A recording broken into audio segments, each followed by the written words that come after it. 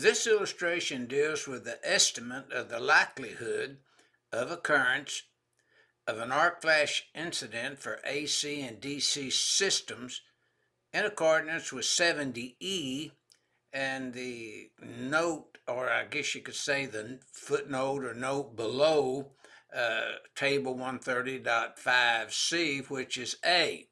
Now, A basically, as you see in the purpose of change, basically refers you to get more information pertaining to this subject, normal operation, in accordance with 110.4D as in dog, and the informational note on pages 15 and 16.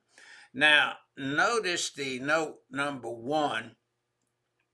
Basically, it says properly install, according to the NEC.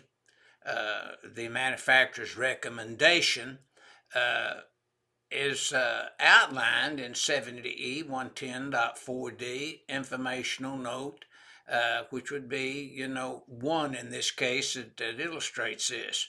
Now, we break it down into note 2, properly maintained means that the equipment has been maintained in accordance with the manufacturer's recommendation and applicable industry codes and standards. Now, if the manufacturer lists certain instructions for maintenance, and of course we're as users of 70E should follow that. But 200.1, along with the informational note, recommends the use of 70B for maintenance procedures when manufacturer instructions are not available. Now, the third note listed below, notice evidence of impeding failure, such as the insulation on conductors have a slow melt, baked out, so hot the insulation is beginning to separate from the conductors. And we're talking about, maybe overloaded, bad connection where it terminates, or whatever the case may be. But we're to review that and see if there's evidence such as arcing, overheating, loose, or equipment that shows signs of arcing, visible damage, or deterioration. We find this information in 110.4 in the informational note there.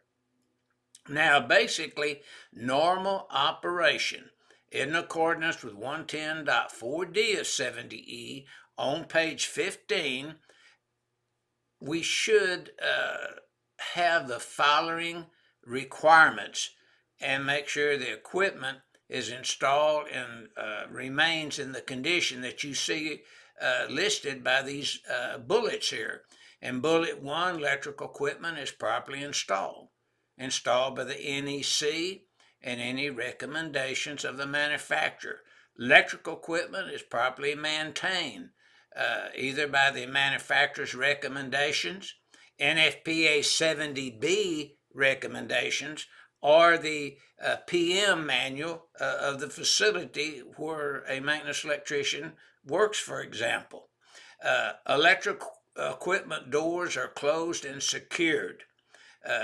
They should be closed, secured in a manner that the equipment requires, such as all bolts, screws, and so forth in place, none missing, and that kind of thing.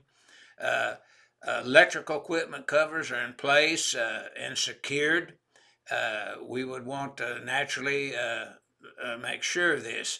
In other words, if we open up the cover to a panel board and the dead front, we have slots missing there, then we're not totally enclosed. We need to put a blank in those slots or a breaker and turn it off and identify it as a spare.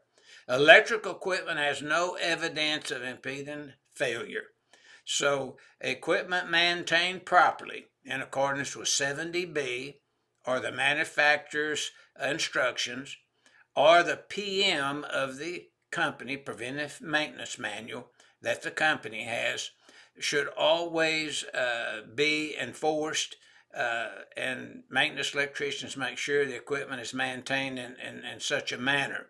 So normal operation will be important now when we look at table 130.5C to see if equipment needs to be serviced wearing PPE or not.